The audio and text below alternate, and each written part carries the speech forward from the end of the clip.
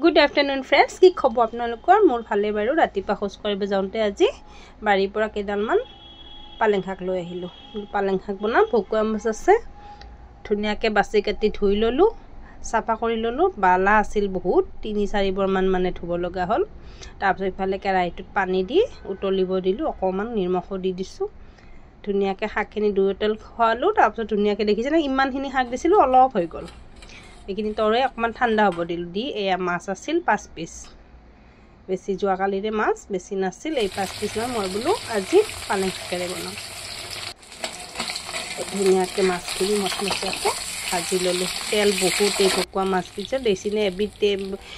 মানে তাৰে এক পিস তেলে সম্পূৰ্ণ অকমান তেল দিছিলো হেখিনিতে আপোনাৰ মাছ ভাজা হয় অকমান বেছি হে ৰৈ গল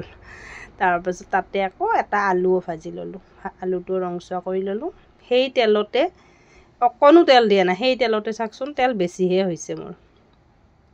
তাৰপিছত পিয়াজ দিলো শুকান জলকীয়া ইফালে মিক্সিত মুখুৰাই ললো হেৰি পালেংখিনিও ঠাণ্ডা হৈ গৈছিল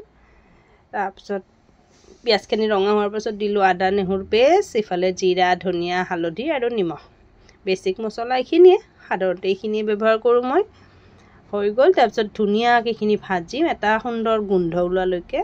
या गुंड जेते उला आइसे एतिया जे बटी थৈ দিছিলো পালেংখিনি হেখিনি মই ঢালি দিলো দি পেলে আকো ভাজিম আকো অকমান সময় ভাজি থাকিম মানে যিমানখিনি ভাজিব পৰা যায় ভাজিম আৰু ভাজিলে বেছি টেষ্ট হয় মছলা যিমানখিনি ভজা যায় সিমানখিনি আঞ্জাখন টেষ্ট হয় বুলি কয় দিয়কচোন তাকে ধুনিয়াকে ভজা হল দেখিছেনে কিঠকে তেল এৰি আহিছে আলুখিনিও দি দিলো এফালে অকমান গৰম পানী ভৰাই থৈ দিছিলো মই যেহেতু গৰম পানীয়ে দিও গৰম পানী ঢালি দিলো আন্তাজ মতে দি পেলাই উতলিবলৈ দিলো আলুখিনিও সিজি আহিলে দুই এটা উতল খোৱাৰ পাছত আলুখিনি এনেও হাফ বইল হৈয়ে আছিল ভাজুতে মই অলপ সিজাই থৈ দিছিলো যে